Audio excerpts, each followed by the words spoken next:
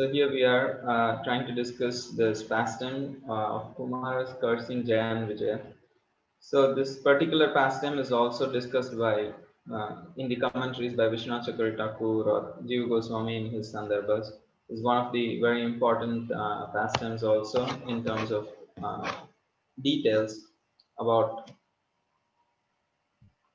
Kumaras, why they are cursing, why, how can the eternal associates like Jaya and Vijaya can fall down, or what is the reason for Jaya and Vijaya falling down. So all these kind of details are discussed elaborately. So once the four Kumaras went to Vaikuntha, and in their eagerness to see Lord Vishnu, they had actually passing through the different gates of Vaikuntha. And how did they go? Vishwanath Chakravarti mentions by the strength of Yoga Maya. That is, the Lord actually was allowing them to come there because, and also there is a other explanation that how the Madhuvas and the Ramanuja Sampradaya, they consider this Vaikuntha where Kumaras are entering is within this planet. See, the Shvetwadvip, where Lord Kshirodakashai Vishnu is lying, that Vaikuntha planet. So that is what they are trying to enter. That is one explanation given by the Madhva and the Ramanuja commentaries. So by the strength of the Yoga Maya, they are actually reaching the precincts of Vaikuntha. They are not actually inside the Vaikuntha, they are in the precincts of Vaikuntha, and they have been crossing various gates. So in their eagerness, they have crossed 6 gates. And each and every gate they were not obstructed, they were not stopped by anyone. And they, as being like Brahma Gyanis, they are used to traveling all over the universe, wherever they wanted out of their will, and nobody has ever stopped them from going to a particular place. If you see right in the Bhagavatam, the four Kumaras traveling will be like covered in many places. We just crossed in the third canto that how when Maitreya Rishi says, what is the parampara of Srimad Bhagavatam that he comes from? So he said how he heard it from, like the four Kumaras hear it from Sankarshan and they speak to Sankhya Muni. In this way, the parampara is coming down. And in that description, Maitreya Rishi clearly explains how the four Kumaras traveled to meet Sankarshan through the Ganges. So they are always used to travel in various ways. Having mystic powers, they could travel in various ways to various different places. We see how they suddenly appear to Prithu Maharaj. They actually appear unannounced to King Nimi. So not King Nimi is the Navayogindras, I'm sorry. It is Prithu Maharaj that they appear to. And in these various ways, their travels and encounters are described in Srimad Bhagavatam. So here also, since they are used to not being obstructed anywhere ever, they always also had that feeling, oh, when suddenly they were obstructed, then they got angry because they are not used to it. So they have been crossing these particular 6 gates without obstruction or unobstructed. And then they reached the 7th gate, and this gate was guarded by Jaya and Vijaya. And in one of the commentaries, it is also mentioned how the 7 gates also were representing the qualifications that one requires, that one needs actually to see the Supreme Lord and enter the planet of Vaikuntha. So they are very advanced souls. They are transcendentalists. They are they are the knowledge potency, invested potency of the Supreme Lord. However, they were not pure devotees because they were Brahmagyanis still. So they had the qualification to pass through uh, these 6 gates. However, they could not pass through the last gate, which is the 7th gate. So here is where they were being obstructed or stopped, and they really felt uh, angry and agitated by not being able to enter, because Jaya and Vijaya stopped them because they were not in the stage of pure devotion. So though the Kumaras were like sons of Brahma. They are like one of the eldest personalities in the world after Brahmaji. Still, okay. The six gates actually represent various stages of devotional advancement. Like you basically need certain kind of devotional qualification or certain kind of spiritual qualification to enter each of those gates. It is assumed that the four Kumaras had those qualifications as being Brahma realized Gyanis to enter. However, they were not pure devotees. They were not having a particular established rasa with the Supreme Lord. So that the last gate they could not pass through. That's why Vijaya and Vijaya stopped them. That is also mentioned here. And though the Kumaras were like one of the senior most personalities in this world because they were the first born sons of Brahma. Brahma performed austerities after that the four Kumaras were first born and he asked them to procreate, but they did not. They refused to enter the Grihastha. And by their mystic powers, they actually remained as 5-year-old kids. It's not that they were 5-year-old kids. They looked like 5-year-old kids, but they were not 5-year-old kids. They were one of the eldest personalities in this universe. And because they wanted to remain celibate, they thought it's good to have this kind of a 5-year-old appearance or growth. And because they were very young and they were Brahma realized Gyanis, sorry, because they were looking like 5-year-old and they were also Brahma Gyanis, they actually chose to remain undressed. They were not dressed with any cloth or anything, they were naked. So because they were small in appearance, they looked like small kids, and also they were Brahma realized Gyanis. They were not into a personal relationship. That was never a case because say for example if you're a devotee and if you're trying to worship even if you're an advanced devotee, if you're trying to worship deities, then our Goswamis, they had at least loincloths. They were never naked because there is a there is a personality that you're trying to serve. So being naked was in the personalist path, it's not the most appropriate thing to do before the Lord. So they would wear at least the minimal clothing that they can, at least cover their personal parts. But here, the four Kumaras, being Brahmagyanis, they were not establishing any relationship with Brahman. There is no personal relationship in Brahman realization. So they never thought it as a big deal to be remaining naked. But here they are in the spiritual planet Vaikuntha, trying to meet the Supreme Lord. So Jaya and Vijaya thought, we know these are great personalities. However, presenting oneself naked is not the best thing to do before the Supreme Lord. That's not the right etiquette. Because these are not actually kids. These are actually personalities who look like kids. They are not actually just 5-year-old kids.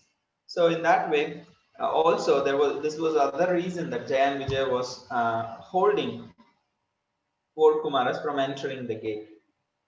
So that's why when Jaya and Vijaya saw these four Kumaras entry, they even though they were worthy of all respect, still they were thinking it's not appropriate to appear before the Lord naked. So they actually held them.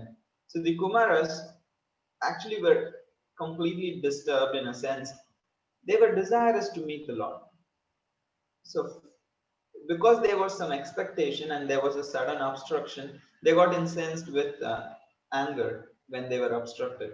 So since Vaikuntha is a place of free, like a duality free place, they were not expecting that someone will think, oh, this person should go and this person should not go. So they were expecting because in this state of spiritual realization, people are above friends and enemies, above fear and hatred. So that's why they were very, very surprised when they saw that the doorkeeper stopped them. From their perspective, being Brahma Gyanis, they thought having equal vision is the highest virtue. Because we also see Brahma Bhuta Prasannatma na Shochati na Kanakangshati Sama Sarveshu Bhuteshu Madbhaktim Lavate Param. So they were in the stage of Brahma Bhuta Prasannatma. So Sama Sarveshu Bhuteshu, seeing everyone equally is the highest virtue of a Brahma realized Jnani. So coming from that perspective that the highest realization is actually seeing everything equal, seeing everyone equal. With that kind of an understanding, since they are coming from that kind of an understanding, when they were stopped, they thought these are personalities who are actually in duality. How can someone who is in duality, who is seeing things in terms of friends and enemies, and what is desirable and undesirable, that duality when a person is having, how is he in the Vaikuntha? So this suddenly actually sparked the thought for them, like, how are you here in this Vaikuntha planet, trying to see what is who's friend, who's an enemy? How can you be fearful here? Because this is a Vaikuntha planet. However, from their idea, equal mission means treating everyone equal.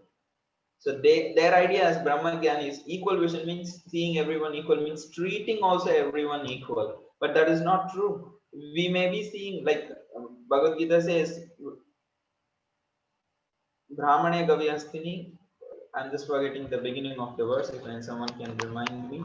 Vidya Vinayam Vidya Sampanne. विनय संपन्ने ब्राह्मणे गविहस्तिनि शुनि चैव श्वपाके च panditah samadarshina. So pandita samadarshina, he sees there is everybody is equal, but it is not that he is going to react with, he is going to treat everyone equal. It's not that he is going to embrace an elephant or embrace a tiger or embrace a lion, even though the Supreme Lord is present in the heart of the particular animal. So seeing everyone equal doesn't mean treating everyone equal. But however, they are coming from a Brahmagyani platform, so they were very disturbed that somebody is stopping them, because they thought that this is the sign of duality.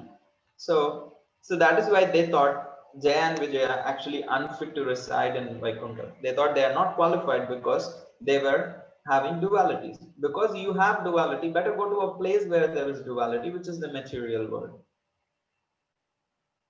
And as soon as this happens, so the Supreme Lord is knowing that this is happening here.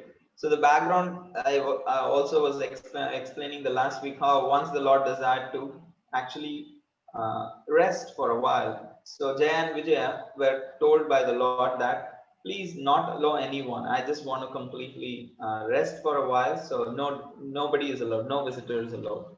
And they were guarding the gate, and Mother Lakshmi actually came in to see the Supreme Lord, and they stopped her also, which actually irked her. However, she did not protest or anything. She went away, and later she was actually sulking with the Supreme Lord that how can they stop me? So how did they stop me? I think you should chastise them for doing that. They should never do that. They can stop me.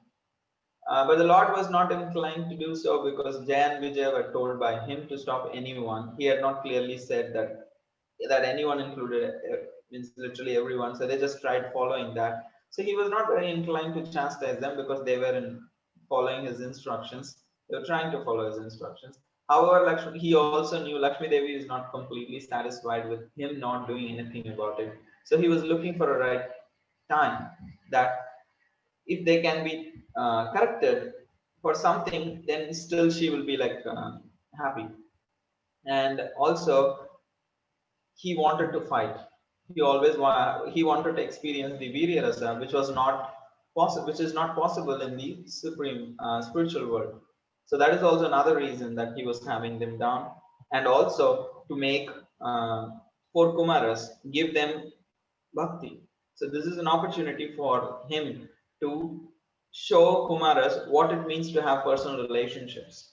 How Brahman realization is, or Bhagavan realization is higher than the Brahman realization. So he was trying to show the sweetness of having relationships in one's life, in opposed to just being merged in, or being just situated in the Brahman realization. So that's what was, there are many things that Krishna, that Vishnu is trying to accomplish using using this pastime.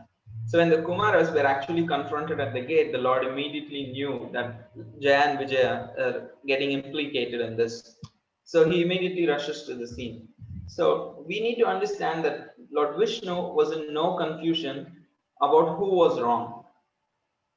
He wasn't thinking that, because generally we think when we read the past tense sometimes, and in various versions we have been hearing, Sometimes we think the Lord really thought that the Jaya and Vijaya had actually committed a mistake, and that's why He allowed them to go to the material world. So but Vishnu Chakravarti presents it in such a way that it seems that the Lord was in no confusion that who was actually in wrong, what was the position, or why did they stop the four Kumaras. He completely understood all those things, but there were more details to why he acted the way he acted. So that's what we are trying to discuss. And though externally he sided with his guests, the four Kumaras, internally he actually favored his devotee gatekeepers.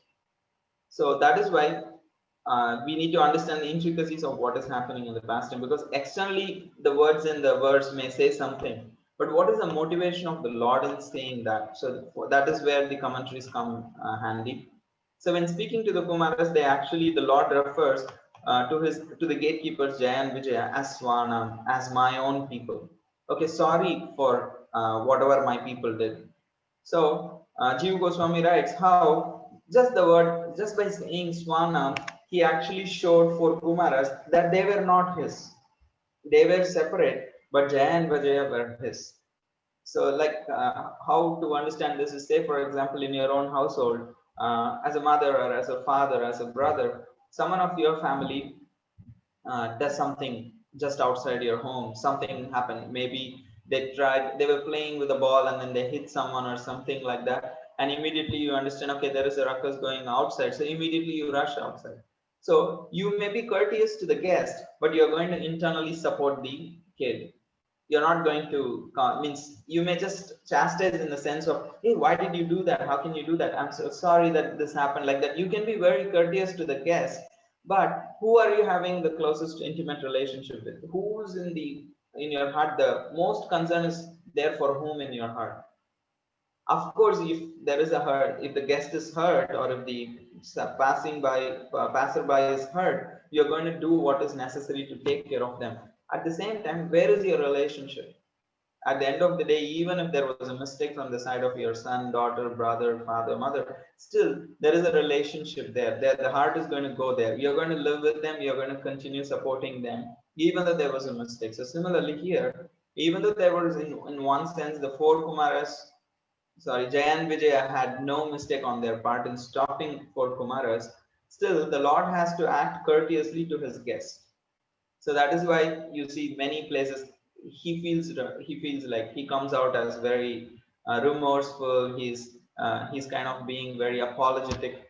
However, we also need to understand the mood. So here Shiv Goswami explains how the word Swanam is a plural one, and it also denotes how the Lord is not just saying Jaya and Vijaya Swanam. Okay, these are my people. He's actually referring to everyone who is in the scenario who has come out with the Lord, all the residents of Vaikuntha.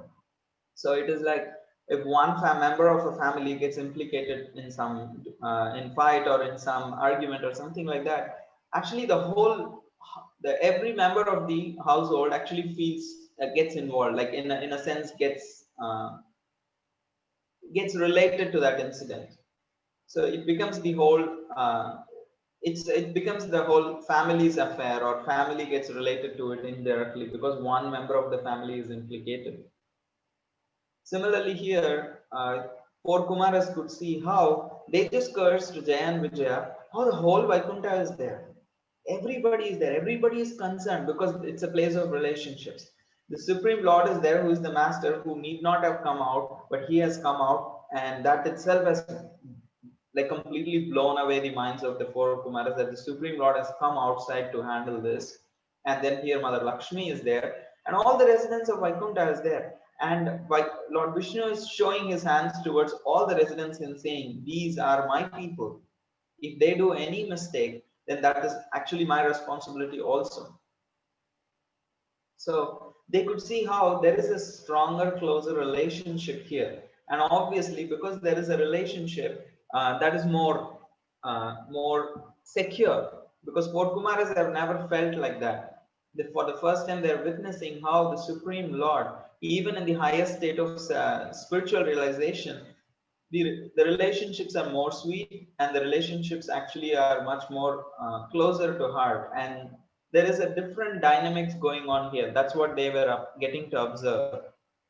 So in this way, it was a whole single family. The whole Vaikuntha was one happy family, and thus the Lord actually came out of the out to the gates, came out of the to the gates of Vaikuntha, and he ran to the scene out of concern, as mistakes committed by subordinates actually implicate the master also. Even though whether there is implication or not, there is at least an argument, and there was already cursing that had happened. So that is the reason that the Supreme Lord had come out. But we also can appreciate the subtle intelligence of the Supreme Lord, because the Supreme Lord was not just doing one thing by this particular act of coming outside to the gates of Vaikuntha. He achieved a lot of things.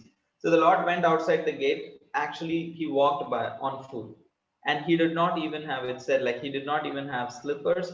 And Garuda was there right there. He could have just used Garuda to go there. He need not have got everybody like gathering everyone and walking like a procession. He need not have done that. He could have just used various other means, but he chose to walk by foot, and it is said he did not even wear slippers. So the reasons the various commentaries are giving is like he wanted to show support to Jaya and Vijaya for having checked unqualified persons from entering Vaikuntha. On one level, he understands the four Kumaras are not actually fit to enter Vaikuntha, and that's the reason. Another like I think Vishnu Chakravarti also states that is another reason that the Lord came out, because he could not bring them in and do a justice or hear the case. Okay, well, some problem at the gate is happening, so the king may say, okay, bring all the related parties to the court inside, get them inside, let me just see what's happening here, what's the problem, who is it wrong. No, he could have done that, but he did not bring them in because they were not qualified spiritually. So that is why he also went there. So he wanted to show support to Jaya and Vijaya for having rightfully checked the unqualified people from entering Vaikuntha. And yet he was obliged to chastise them for two reasons. One, he also wanted Lakshmi Devi to be appeased. At the same time, he also wanted to uh, honor Kumaras as guests. He wanted to be like kind of be polite to them and quell their anger, that and encourage them for having come in search of his lotus feet, because it was a very there are a lot of moving elements in this puzzle. So he's trying to hold everything together by his act.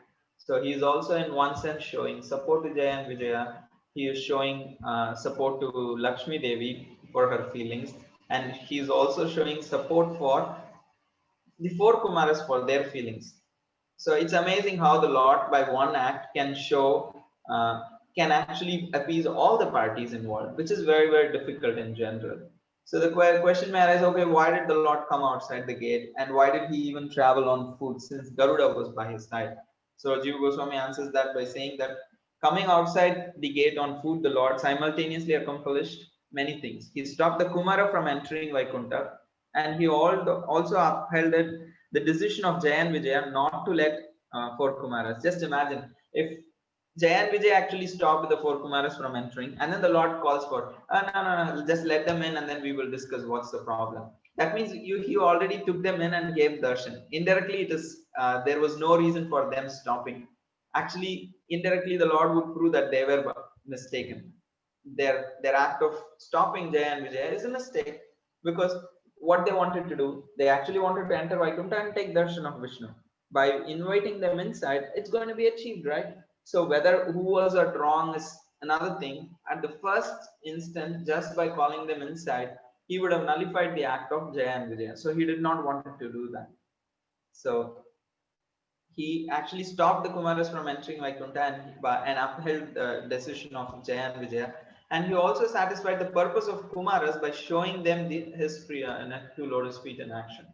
So both the things are achieved. They wanted to come inside and see the lotus feet of the Supreme Lord. That happened right outside the gate. And Jaya and Vijaya stopped them. So the Supreme Lord upheld the decision by not allowing for the four Kumaras come inside. Instead, he came out. So this is how he achieved the purposes by coming out. And also, the four Kumaras were actually flattered that the Lord came out to greet them.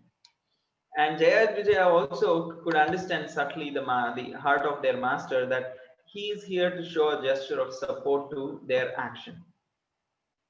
So So it is a kind of a feeling that they felt, okay, at least the Lord is here to support us. So in general, when a guest is there, it's a proper Vedic etiquette to go out and greet them. So here the Supreme Lord also showed that etiquette. There is a guest here, the four Kumaras. So he came out to actually greet them. So it's a proper etiquette. If someone comes to your home, it's nothing wrong. You greet them at your entrance of your home. So, in this way, the Lord demonstrated subtle intelligence by satisfying all the concerned parties and also avoided transgressing any kind of etiquettes. So, the other question that can arise is, why did the Supreme Lord bring Mother Lakshmi Devi along with him? Because now that uh, he has come, why did he bring Mother Lakshmi to the scene? Because she need not be disturbed. She is not concerned with this whole thing. One thing we saw how it is also to pacify her by when she sees the Jaya and Vijaya being like corrected. That was one thing. However, there is more reasons how she, as the Supreme Mother, can actually bring down the anger of the four Kumaras. That is another reason. So, and also now the other acharyas mention how the four Kumaras are Naishika brahmacharis. In the presence of a woman, naturally they'll behave themselves. So in this way, by bringing Lakshmi Devi, he achieved many purposes. And also we can see here the Supreme Lord. It said that he is having one hand on the on Garuda's neck. It's like very casual. He's having one hand on his on the neck of Garuda, and he's trying to deal with a very serious situation. Here, there is two people are being cursed. They may have to go to the material world, and the four Kumaras are angry. The guests who came to your home are disturbed. In this way, there's so much happening. It's an intense situation. But here, the Lord is having hand on Garuda's neck. So it also shows he was actually he was actually trying to uh, keep cool while dealing with the whole situation. So in this way, the Lord came outside and also brought Lakshmi Devi. And now the Supreme Lord also achieved one important aspect in trying to uh, in the act of coming outside, walking outside, because the four Kumaras actually could see the majestic gait of the Supreme Lord, how amazingly he walked. In the Sri Vaishnava Sampradaya, the Lord's walking is considered how the Lord walks like a lion, the Lord walks like an elephant, the Lord walks like, yeah, a snake.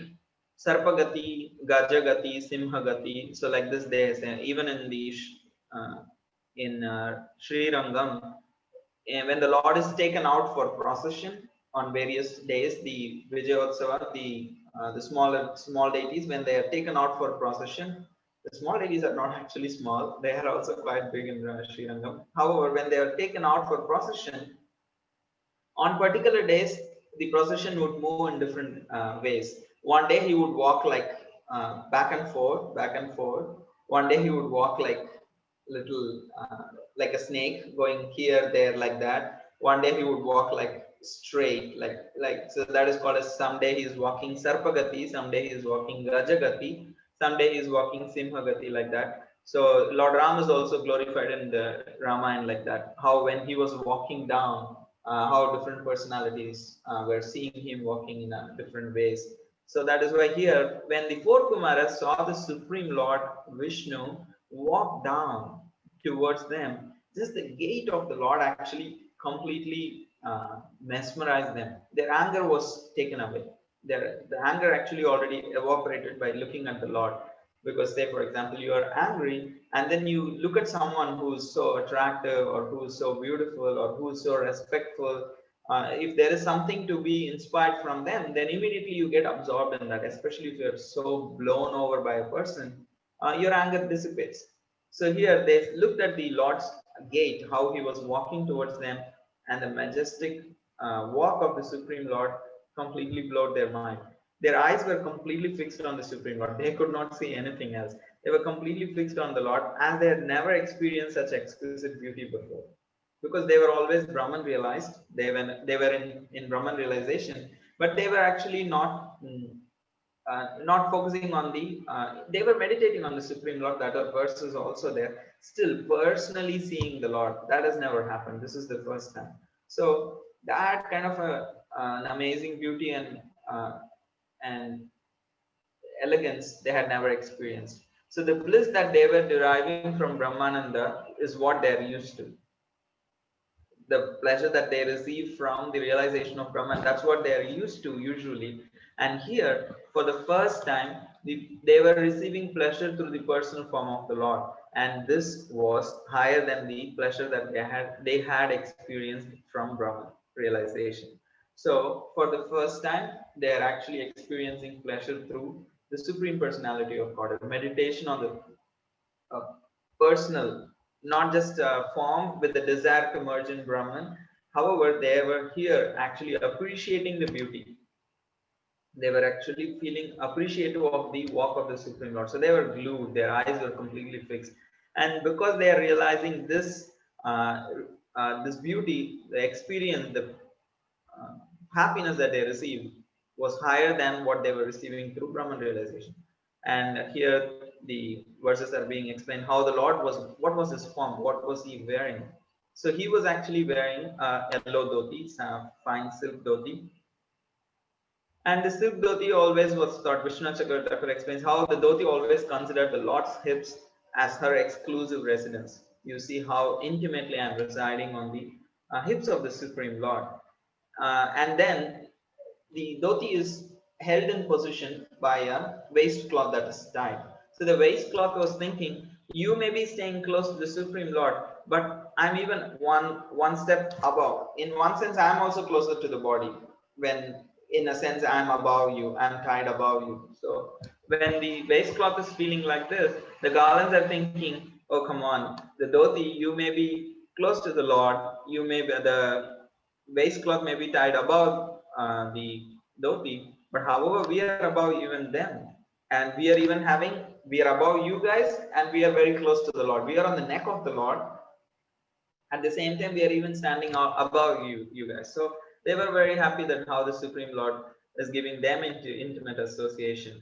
And then Vishnu Chakravarti says, the bumblebees, they were actually hovering above the garlands because the bumblebees are considered the owners of flowers. It's a very sweet description how generally the flowers have honey, and the essence of their existence is the honey, and who owns the honey or who takes the honey, that is the bumblebees. So in that sense, the whole effort of their existence is the honey, and the bumblebees own it or take it. Because of that, they consider the flowers as their property. So the bumblebees become the owner of the flowers. So because they are hovering on the top, they are actually considered better because it is he's they are considering this as actually a favor from the Supreme Lord. So in this way, they were also very happy. So that is why we also see, because the Supreme Lord is favored here, the bumblebees, even though they are not a great singers, when the bumblebees sing, all the other birds actually in the Vaikuntha keep quiet.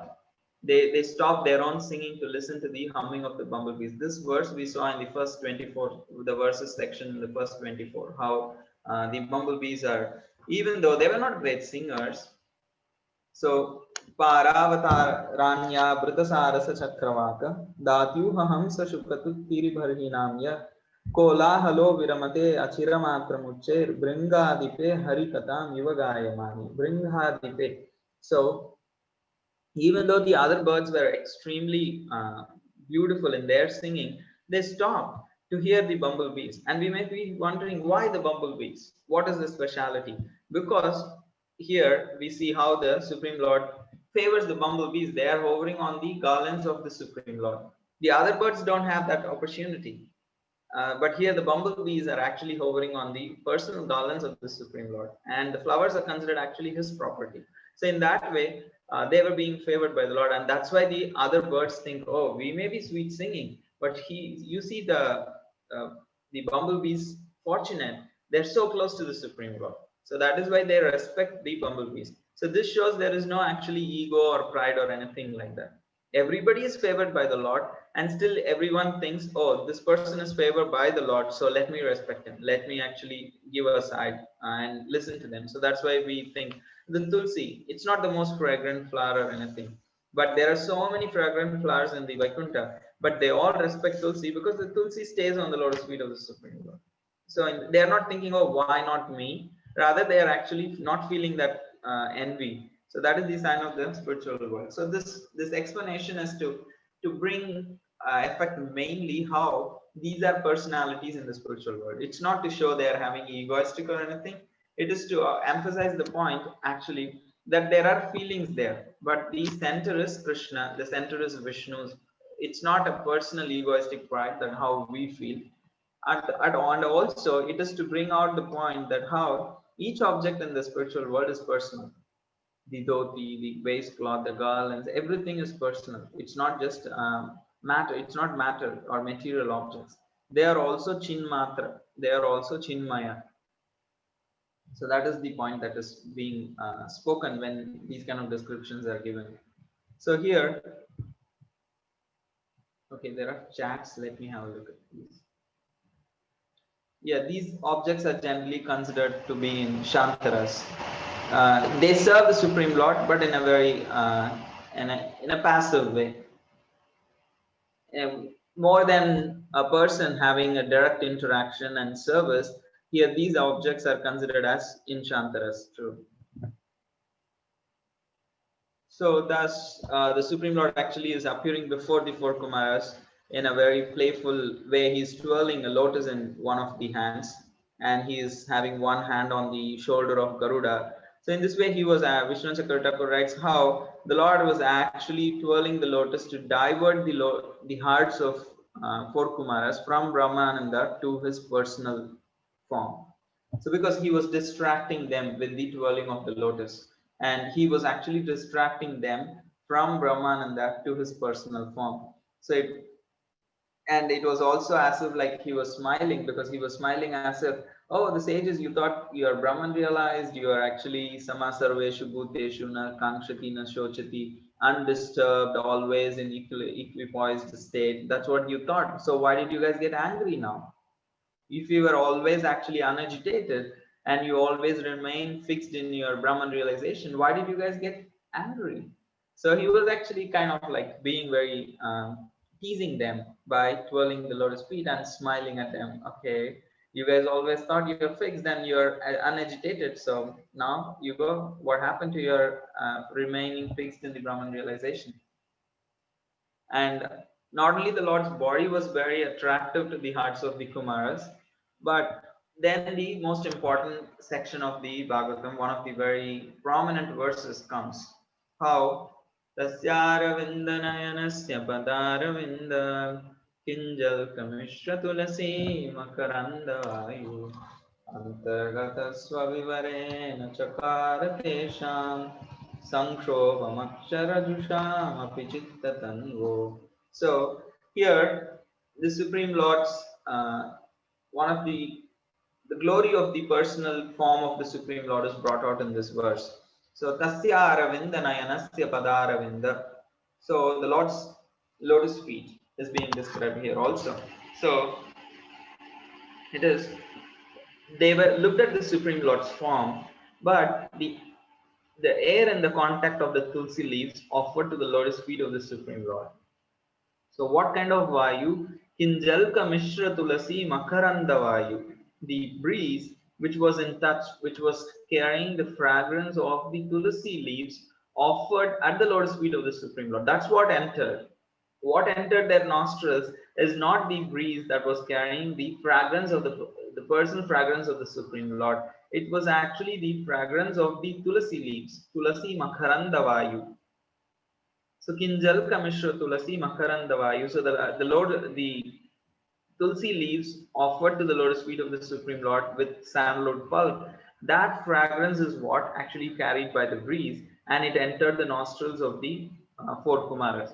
It was not even the personal fragrance of the Supreme Lord. What to speak of the fragrance of the personal fragrance of the Supreme Lord? It is just the Tulsi offered to his lotus feet. So here the acharyas say, so this this air was not even the with personal contact with the Lord's personal limbs. It merely came in touch with an object offered to the form of the Supreme Lord, and still it created such a wonder and drowned the Kumaras in bliss.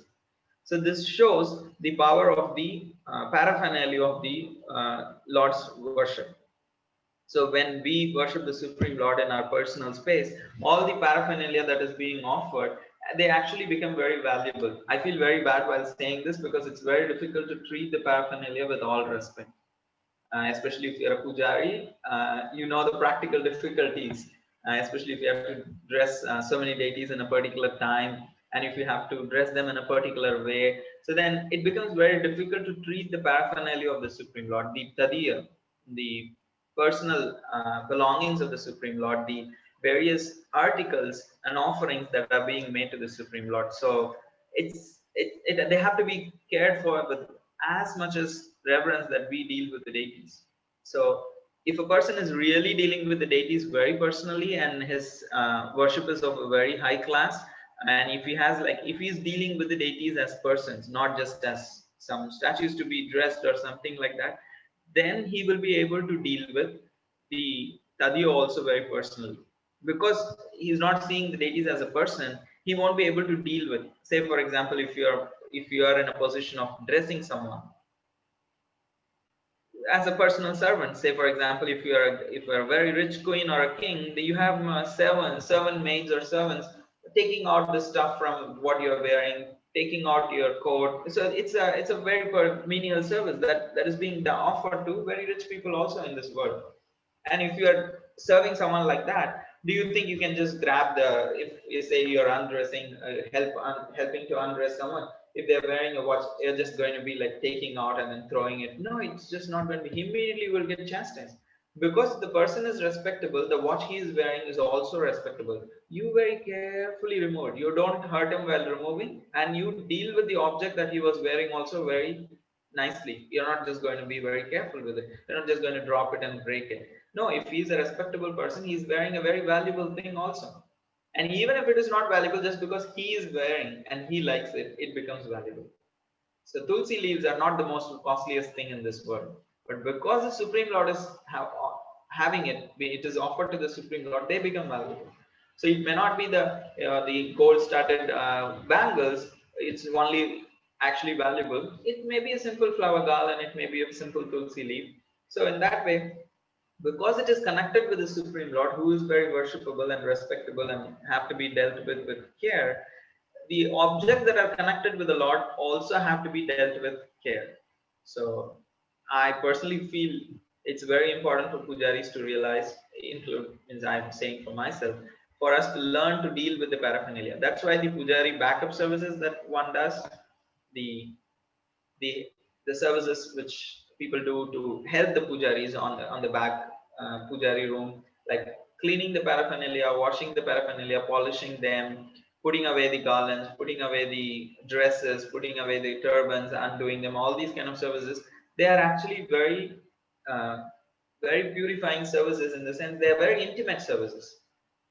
It's also actually very pleasing to the Lord, because Naham Vipro Nacha Narapatir Napi Vaishyo Na Shudro Naham Varni Nacha Grihapatir Namanasto Etirva Kintu Prodyan Nikila Paramananda Purna Amritabde Gopi Vartaho Padakamalayor Dasa Dasana Dasana. That is the highest position that Sri Chaitanya Mahaprabhu is saying. And it's one of the services where you are a servant of another servant.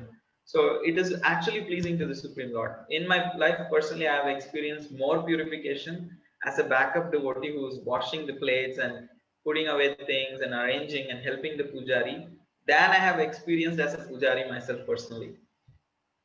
This is my honest experience, I would say. I can validate it with a proof or something like that, but it is my heart. The feeling in my heart is okay.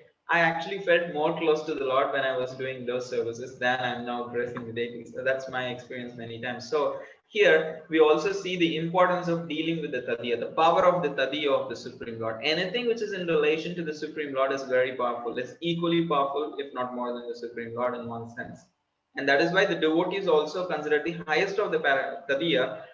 The offense to them is considered as very obstructive to our devotion service. It is very displeasing to Krishna.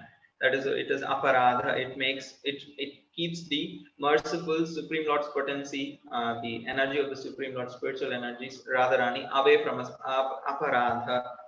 So that is one thing we can take from this. Sorry for the detour from the subject matter. So here, the breeze that touched the air that touched the tulsi offered to the lotus feet of the Lord enters the nostrils of the four Kumaras. And as soon as the fragrance enters the four Kumaras' heart, their hearts get churned. Antargataha, they have gone. Swavivarena chakaratesham, swavivarena, it is their rightful path. They don't have to take permission like the four Kumaras had to take permission to enter into Vaikuntha. They did not have to take permission to enter into four Kumaras' nostrils because Swavivarena, that is their natural path. Chakara Tesham. So as soon as it entered, Sangshobam, there was a churning of the heart. And they were completely submerged in bliss because Akshara Jusham, they were Akshara Jusham. They were actually fixed in their Akshara, means Brahman realization. Akshara Jusham Api, that means even though they were Brahman realized and deriving happiness from Brahman, experiencing Brahmananda, Apichitta Tanvoho, their hearts were completely, their hearts and body, Tan and Man, Chitta and Tan, everything was agitated. Their hearts were agitated and their physical body was also agitated by Sankshobham. They were experiencing the churning of the heart and it shook their bodies and manifested loving symptoms. So in this way, the air first captured the hearts of the Kumaras and then churned their bodies with ecstasy. Apichitta tanvoho. So while their hearts were thus imbued with love, they tried to assimilate the Lord's beauty, and thus they gazed at the beautiful lotus feet of the Lord again and again. So it is said in this verse 42, the how the Kumaras saw the Supreme Lord with unsatiated eyes, and joyously they bowed at the lotus feet of the Lord. They looked at the lotus feet of the Lord. They were so attracted. They were thus looking again up at the lotus face of the Lord. In this way, they were gazing at the Lord again and again repeatedly. They were looking from the lotus feet to the face, and again the lotus feet to the face. They were not just stopping. They were just like they were so spellbound. They were just attracted, unashamed. They were just again looking at him. They could not just take his eyes off of him. So Jiva Goswami says how they manifested a particular stage of spiritual realization here, and in this way they experienced a change of heart. So we are at this point of time in the particular narration. So we just came at this point. Last week we just saw how the four Kumaras took the darshan of the Supreme Lord, and then now they were offering prayers. This verse we could not cover 46 to 50, so it's already 7:58. Let me cover these 5 verses, and we have come through the narration so far, whatever has happened in a continuous way. So let's speak from 46 to 50 and finish the chapter at least today. So the verses 46 to 50, they are actually offering prayers to the Supreme Lord. Who? The four Kumaras are offering prayers to the Supreme Lord. So they are telling the Supreme Lord that you are not manifested to the sinful, but by your appearance now, we realize the statements heard from our father Brahma about your confidential nature. They are actually thinking, they are feeling very humble also. They are not considering themselves sinful, but surely they are considering themselves sinful in a sense of how come we did not realize this greatness, even though we heard from our father Brahma about the greatness of the person form of the Supreme Lord, greatness of the Supreme Lord, because uh, the four Kumaras, sorry, Lord Brahma actually saw the darshan of the Vaikuntha personally, and now he is describing it to the demigods. All this is being described by by Brahmaji to the demigods. So demigods are not even his own sons in one sense. Even though everybody is coming from Brahmaji, he is the father of all living entities in this universe. Still, the demigods were not this direct kind of having a father-son relationship with Brahmaji. However, the four Kumaras were considered sons of Brahmaji. There was a more of an intimate relationship here. So if Brahmaji is like describing the Vaikuntha and the glories of the Vaikuntha to demigods who were related to him in a more official way, why won't he explain the same details that he knows, the secrets that he knows, the most juiciest things that he knows to his own sons? So here it seems like he had explained to them actually. So he also explained, even in right in Bhagavatam, we see how Lord Brahmaji instructs Narada Muni, who is his son. So in this way, he had actually shared his realizations of seeing the Supreme Lord and seeing Vaikuntha to the four Kumaras, and about their confidential nature. He had described them. At that point of time, they thought or they were more attracted to Brahman realization. So now they are considering themselves, oh, how foolish we were that we did not heed to the uh, statements or realize the statements that our supreme, that our father told lovingly to us. So now they're realizing the statements heard from their father. So that's why they're considering themselves not in a term sinful, like kind of a fallen feeling. Oh, why did we waste our time so much? So here they're explaining in the next verse how your transcendental form can be understood only by your mercy. So even though they saw the Supreme Lord's form in the heart and they were meditating, still the Paramatma's meditation and the reciprocation of Paramatma with the individual living entity who is meditating is not fully manifested as how it is manifested through the personal interaction of the Supreme Lord. Because if the person is not expecting a super deep personal relationship, that is when he's choosing to meditate on Paramatma. Especially if he is meditating on Paramatma with the goal of merging in Brahman. So there is a clear indication that yes, I'm using as you as an object of meditation, but I'm not interested in a relationship with you, because the innermost desire is to merging in Brahman. So the Paramatma only does not interact, does not force a personal relationship there. He serves the purpose as much as it is required. But if the same devotee is meditating on Paramatma, wanting to have a personal relationship, then the reciprocation is more, and the result is also entrance into Vaikuntha. When the meditation is successful, when the samadhi is complete, then when he is getting liberated, when he is achieving Videha Mukti, when he is actually leaving his body, then his entrance into Vaikuntha is guaranteed, because he was actually focusing on the personal relationship with the Paramatma.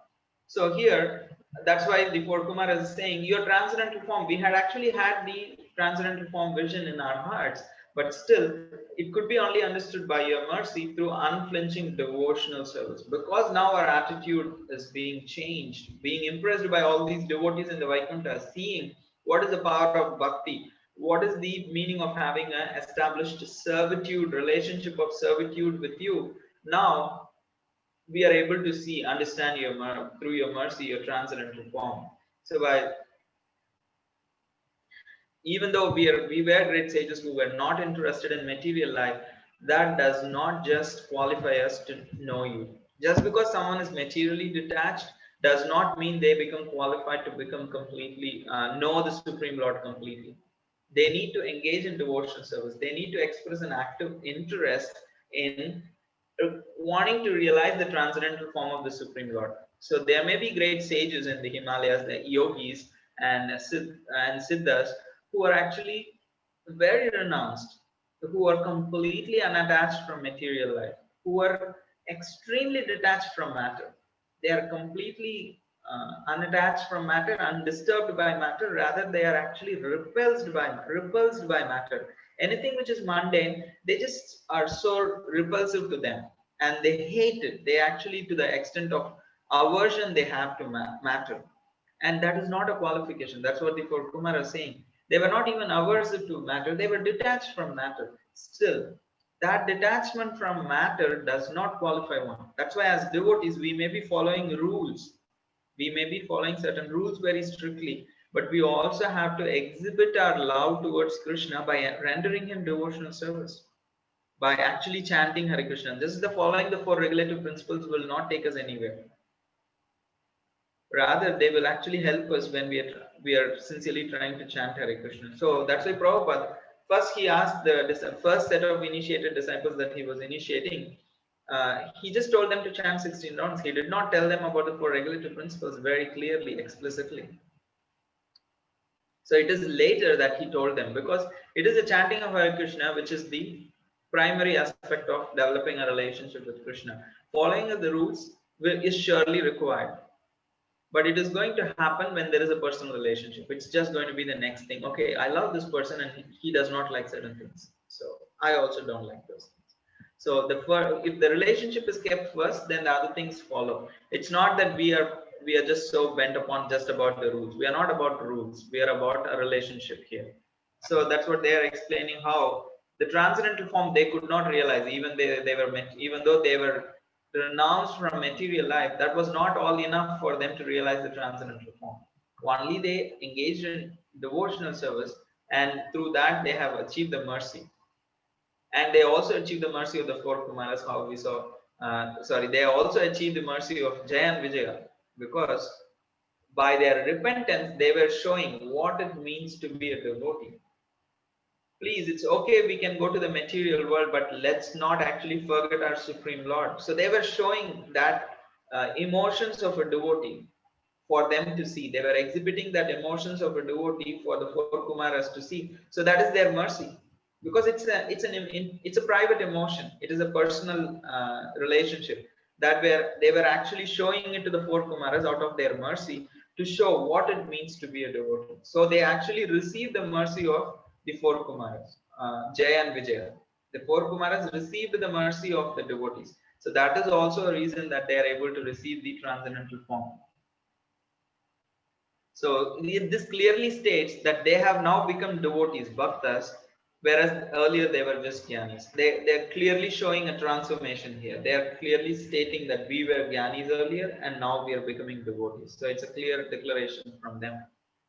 And also, they're glorifying how, because the surrendered devotees who are actually expert knowers of various relationships, rasa, mellows, are immersed in experiencing the taste of hearing pure Harikatha, they do not consider even liberation as your mercy. So the Supreme Lord can say, oh, how are you saying you don't have my mercy? You were Brahman, realized you were liberated actually, Jivan Mukta. So that is my mercy also.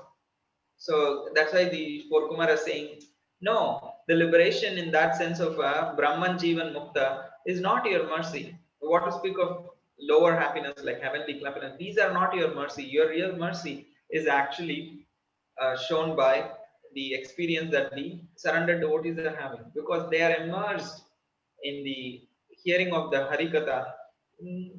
They are not concerned about anything else. That is a better mercy than Brahman realization or Jivan Mukta realization of a Brahma Jnani. Natyantikam viganayanti apite prasadam kim anya darpitavayam bruva unnayaiste ye angatvadangri sharana bhavata kataya kirtanya tirtaya shasha kushalara sankhya. So kirtanya tirtaya shasha. So because they are glorifying the Supreme Lord. Kirtanya Tirtha. He is the worthiest Lord to glorify. He is Tirtha. He is supremely sacred. Who's Kirtanya? He is worthy of glorifying. Yashasha. His glories are being glorified by the devotees. Kushala Rasagya. Rasagya means one who knows, the expert knowers of the mellows. They are completely satisfied. And that taste, ye angatvadangri sharana bhavata kathaya, by the glories of hearing about the Lord's lotus feet, that they are completely satisfied. That is a better benediction than actually having impersonal liberation or heavenly happiness. What to speak of heavenly happiness? Even if impersonal liberation is considered lower, what to speak of something temporary as heavenly happiness? So now we feel actually you are merciful to us because we are experiencing that nectar. Earlier, that impersonal liberation, no, we did not think that as a mercy. And then now they are expressing their aspirations. Here you see, here are the people who cursed the four Kumar, the Jaya and Vijaya, to take birth in the material world. Now you see how their mood has changed. Here are those personalities, the four Kumaras, who thought themselves as Brahma Gyanis. How can we be stopped? How can we be stopped at the entrance of the gate of Vaikuntha? And here, the same four personalities are feeling completely transformed, and you see their hearts, how they have changed. From feeling, we deserve this. How can anyone stop us? And here they are saying, may we be born in any hellish condition. They have actually adapted the mood of the Jaya and Vijaya. That is what is association. The association means you actually change your aspirations. Whoever you're associating with, you actually take those aspirations from them. Your aspirations become changed. Their aspirations becomes your aspiration. That is why we say, okay, don't actually associate with materialistic persons. That's what the Srimad Bhagavatam again says. Don't associate with materialistic persons. Why? Because when you associate with a person, you download their aspirations. You download their worldview. So when you associate with a devotee, especially a Mahatma, then what are you downloading in their association? You are downloading their aspirations. What are their aspirations are pure. Service to Krishna is their only aspiration. Their worldview is Krishna is the master, I am the servant. That is their worldview. That's what you're downloading when you interact with devotees. When you interact with a materialistic person, the aspiration is to enjoy. So it is exactly opposite to the worldview of a devotee. The worldview of a devotee is, you are the master, I am the servant of my Lord. So wanting to enjoy is an exact opposite aspiration, and that is the aspiration we will download if we are actually interacting with materialistic people. And their worldview is this world exists for my enjoyment. There is no other motive than sex desire for this existence of this world. That's what is quoted in the chapter 16 also. They think asatyam apratishtam te jagadahuranishwaram aparaspara sambhutam kimanyat kama haitukam. This world is unreal, and then there is no foundation and there is no God in control. It is produced of sex desire and has no other cause for its existence. So that is the worldview that we are downloading when we are interacting with a materialistic person. So here, that is why here, because they interacted with Jaya and Vijaya, they saw what is the heart of Jaya and Vijaya, what is the heart of a devotee, and then they saw all the devotees in Vaikuntha and their relationship with the Supreme Lord and the Supreme Lord's feelings for them and their feelings for the Supreme Lord. Now they have, by that interaction, their aspirations are immediately changed. Their worldview is immediately changed. And here, after a few verses, now their aspiration is completely changed. May we be born in any hellish condition, but we pray that our minds are engaged in your service, because Brahmagyanis are one, those who actually prefer peace than an anxiety, because relationship means anxiety. That is why they don't want relationship, they want peace, shanti. That is what is being primarily experienced in the Brahman realization. There is no bliss, but the bliss is in terms of absence of anxiety, in terms of having to deal with relationships. But that is their experience in the material world, so they are projecting it to the spiritual realization also. That is why they are happy, thinking Brahman realization is a better place to go, because they're tired of relationships and the anxiety that comes with relationships in the material world. So peace is the highest virtue of a Brahman realized jnani. And here, what are they saying? We can even go to hell. Hell is a place of anxiety. They have completely changed their worldview.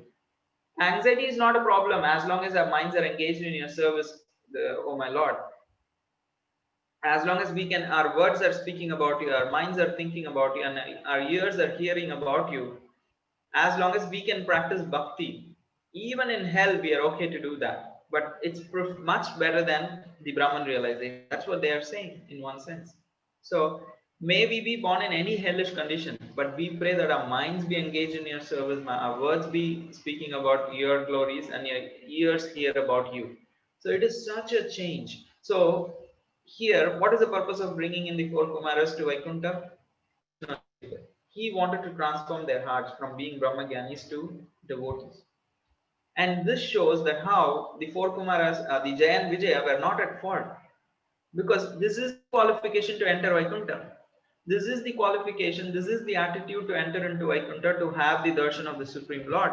So that they have achieved now. So now they are actually qualified to enter into Vaikuntha, not earlier. So the four Kumaras were not qualified, and Jaya and Vijaya were right in stopping them from entering. So in one sense, they have realized their own mistake. That is why they are taking a U-turn. They are not complaining to the Supreme Lord. See, your servants, such rascals, they stopped us. Why don't you just correct them? and take us inside. No, they're not saying that. They're saying we are at fault. They're not explicitly saying that, but implicitly it's clear.